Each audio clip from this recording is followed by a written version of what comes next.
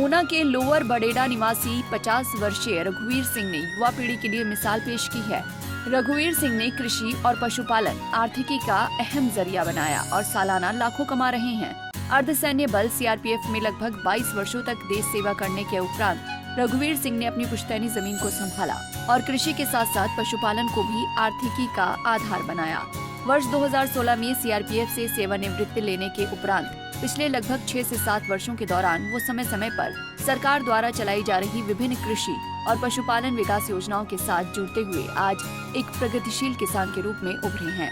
रघुवीर सिंह ने बताया कि सबसे पहले वो कृषि विभाग की जायका परियोजना से जुड़े और कृषि की नई तकनीकों का प्रशिक्षण प्राप्त किया, साथ ही मिश्रित खेती की दिशा में भी कदम आगे बढ़ाए।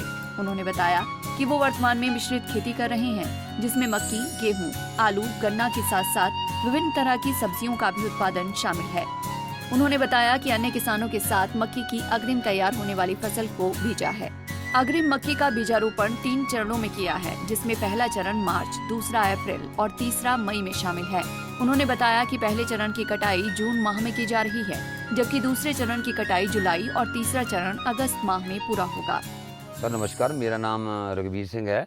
मैं हरोली तहसील के लोअर बडेड़ा गांव का निवासी हूं और ऊना डिस्ट्रिक्ट का रहने वाला हूं और मेरा जो काम है वो एग्रीकल्चर का है, साथ पशुओं का व्यवसाय है।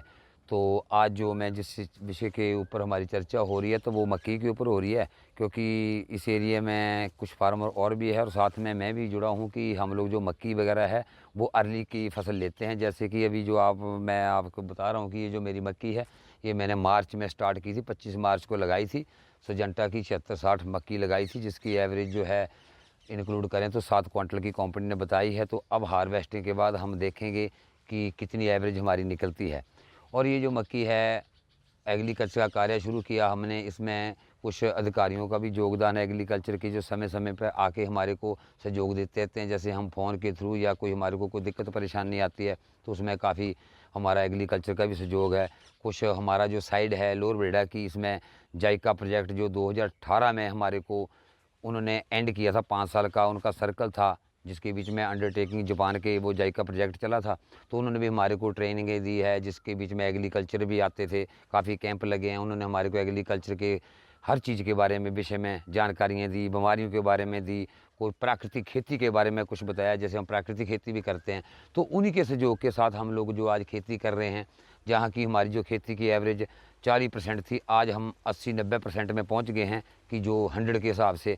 तो जो अधिकारियों का सहयोग है, उस सहयोग से हम लोग जो है वो अपना जो आय हमारी वो भी बढ़ी है और जो खेती करने के तौर तरीके हैं उसमें भी हमारे को काफ़ी फ़र्क पड़ा है और काफ़ी इसमें योगदान रहा है। बाकी जो है कि इंसान की अपनी मेहनत है कि यदि हम रुचि से और दिमाग में पिक्चर बनाकर खेती बाड़ी करें तो बड़ा अच्छा कार्य हमारा चल सकता है।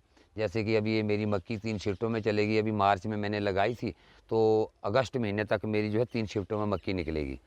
तो अच्छा, इस बार प्रोटेक्शन अच्छा है।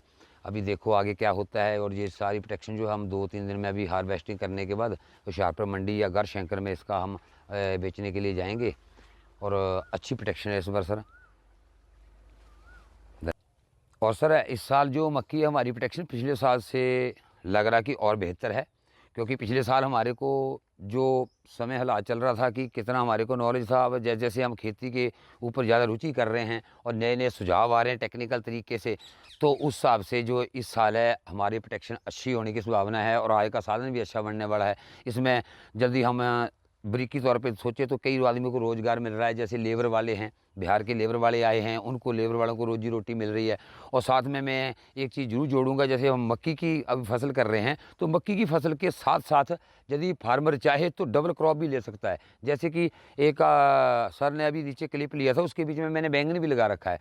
तो जैसे बैंगन की दूरी मेरी कम से कम 4-5 मीटर की है, तो बीच में मेरी वो 7 महीने की फसल है। जैसे मेरी अभी मक्की का हार्वेस्टिंग खत्म होगा तो मेरा बैंगन की क्रॉप भी चल पड़ी है साथ में, तो वो भी 3 महीने की। तो कहने का मतलब आपने ही या किसी के सुझाव से, जैसे अधिकारी सुझाव देते कि आप ये चीज़ करके देखो, यदि हम करेंगे तभी हमारे को पता लगेगा कि हम ये चीज़ करने से हमारे को क्या बेनिफिट मिला। तो इसमें डबल क्रॉप होगी, हमारी बैंगन की भी क्रॉप चल रही है और हार्वेस्टिंग मक्की की पहले हो जाएगी, बैंगन की लास्ट तक चलेगी। तो कहने का मतलब हमारे का आदन और बढ़ जाएगा। और जो हमने बैंगन लगाने के लिए या अगली क्रॉप लगाने के लिए खेती में मेहनत करनी है, तो उससे हमारा फ़ायदा हो जाएगा कि हमारा को वो पिक्चर के हिसाब से उतना खर्च नहीं करना पड़ेगा। और जैसे ही मक्की का हमने स्टार्ट किया था, मक्की अर्ली लगाई थी मार्च में, और मार्च में बैंगन लगा दिया, बैंगन भी चलना शुरू हो गया, मक्की की हार्वेस्टिंग खत्म होगी और बैंगन में लग पड़ेंगे, तो हमारा जो आय का साधन डबल हो जाएगा। तो कहने का मतलब ये है कि मैं फार्मर को ये सुझाव दूंगा कि यदि आप क्रॉप के साथ दूसरी क्रॉप भी लगाने की कोशिश करें तो उसमें एक नई टेक्निकल तरीके से हम कार्य करेंगे जो आज वर्ल्ड लेवल पे चल रहा है। तो एक दूसरे के सुझाव से, जैसे एग्रीकल्चर वाले सुझाव देते रहे, डॉक्टर साहब आते रहते हैं, तो उनके टच में हम रहते हैं, तो उनके सहयोग से ये कार्य हमारा अच्छा चल रहा है। और इस बार तो लग रहा है कि भगवान की दया से कि अच्छी क्रॉप हुई है और 4 पैसे भी अच्छे आ जाएंगे, साधन अच्छा बन जाएगा आय का।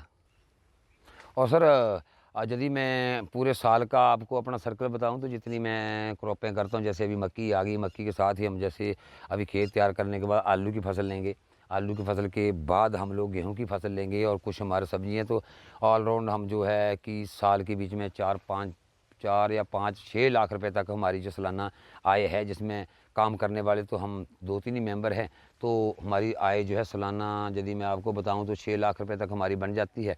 तो जिसके बीच में हमारा खर्चे निकालने के बाद तो हमारा घर का जो खर्चा है या कोई भी अपना जो समय है वो अच्छा व्यतीत हो रहा है और 4 पैसे बच भी रहे हैं।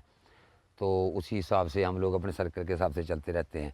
और हमारे साथ जो है यदि हम इसके साथ जुड़े तो एग्रीकल्चर यदि हमने करना है तो हम ये चाहते हैं कि पशुओं का जो व्यवसाय है वो बड़ा ज़रूरी है। यदि हम पशु रखेंगे तो खेती के लिए जैसे हम लोग रासायनिक चीज़ों का यूज़ करते हैं, तो यदि हम पशु रखें तो उसके बीच में हमारा जो देसी गोबर वगैरह है पशुओं का वो मिल जाता है हमारे को खेती की उपज करने के लिए। खेती की जो पावर है वो बनी रहेगी। यदि हम लोग रासायनिक के ऊपर ज़्यादा जोर रहे हैं, जैसे विश्व लेवल पे चल रहा है कि रासायनिकों से हटें और आप प्राकृतिक खेती करने की कोशिश करें, तो यदि हमारे पास पशुपालन का धंधा साथ में चले, तो जैसे मेरा पशु का हिसाब किताब लगाऊं तो मेरा सालाना जो है कम से कम ज़्यादा नहीं तो 5 लाख का दूध तो मेरा चला ही जाता है। यदि हम और खर्चा निकालूँ तो मेरा घर का दूध का भी खर्चा निकालने के बाद 2 लाख रुपया 2.5 लाख रुपया मेरा पशु छोड़ जाता है सालाना मेरे को एग्रीकल्चर के अलावा। तो मैं तो फार्मरों से यही बोलूँगा कि पशुपालन का भी जो धंधा है वो ज़रूर आप करें, जिससे कि आपको प्योर चीज़ मिले, दूध का भी और पशुओं का जो गोबर है उससे आपकी खेती के लिए मैल बनेगी, आप केंचुआ खाद बनाओ। लेकिन कहने का मतलब यदि एग्रीकल्चर के सहयोग के साथ आप जुड़े रहेंगे तो जैसे हमने केंचुआ बीट वगैरह बनाई है तो केंचुए की खाद भी हम बना सकते हैं, बशर्ते हमारे को पशु रखने पड़ेंगे। जिसके बीच में जो एग्रीकल्चर वाले कैंप वगैरह लगाते हैं उसमें बताते हैं कि आपका जो केंचुआ है उसकी जो मैल, जैसे हम देसी गोबर पशुओं का लगाते हैं, एक ट्राली डालते हैं, यदि उसकी जगह हम केंचुआ बीट बनाकर 1 क्विंटल खाद डालें तो वो 1 ट्राली का काम करती है। बशर्ते हमारे को एग्रीकल्चर के टच के साथ जुड़ें और केंचुआ बीट वगैरह बनाएं। तो केंचुओं की कैसे रख रखाव करना है, किस हिसाब से उसको तैयार करना है और कैसे उसका छिड़काव करना है, कैसे उसकी देखभाल करनी है, तो यदि हम एग्रीकल्चर के कैंप लगवाएं और एग्रीकल्चर से इसके बारे में जानकारी लें तो आप अच्छा इसका उपयोग जो कर सकते हैं और खेती की जो आय है उसको बढ़ा सकते हैं और खेती की जो पावर है उसको बनाए रख सकते हैं। धन्यवाद जी। वहीं कृषि उपनिदेशक ऊना कुलभूषण धीमान ने बताया कि जिला ऊना में मक्की की अग्रिम फसल के प्रति रुझान बढ़ रहा है और विभाग भी ऐसे किसानों को प्रोत्साहित करने के लिए समय समय पर उन्हें तकनीकी सहयोग प्रदान कर रहा है। उन्होंने बताया कि अग्रिम मक्की फसल के किसानों को होशियारपुर मंडी में विक्रय करके अच्छे दाम प्राप्त हो रहे हैं। ऊना के लोअर बडेड़ा निवासी रघुवीर सिंह मक्की की अग्रिम फसल से अच्छी आय अर्जित कर रहे हैं। इसके अलावा वो पिछले काफी समय से जापान वित्त पोषित जाइका परियोजना से भी जुड़े रहे हैं और मिश्रित खेती अपनाकर आय के अतिरिक्त स्रोत सृजित कर रहे हैं। मेरा नाम कुलभूषण धीमान है। मैं जिला ऊना में कृषि विभाग में डिप्टी डायरेक्टर के पद पर कार्यरत हूँ। आज जो हम यहाँ विज़िट के लिए आए थे, तो जो अर्ली मेज़ है डिस्ट्रिक्ट ऊना में, जिसकी कि दिनों दिन पैदावार फार्मर का रुझान भी बढ़ रहा है इसके लिए, और लोग इसके प्रोडक्शन के लिए या लोगों को जो जानकारी है हम टाइम टू टाइम दे रहे हैं। और अभी जैसे हमने यहाँ का भी विज़िट किया है तो इसमें मेरे को ये लगता है कि जैसे इन्होंने 3 टाइम में इसको लगाया है। मार्च में इसकी सोइंग हुई है कुछ एरिया में अप्रैल में किया और कुछ मई में किया है। तो एक तरह से इनका एक कंटिन्यूस जो प्रोसेस है वो चल पड़ेगा जो इसका मक्की का है। तो इसको जो भी प्रोडक्शन यहाँ आएगी उसको ये लोग होशियारपुर में जाके इसको बेचते हैं और अच्छा इनको मुनाफा मिलता है।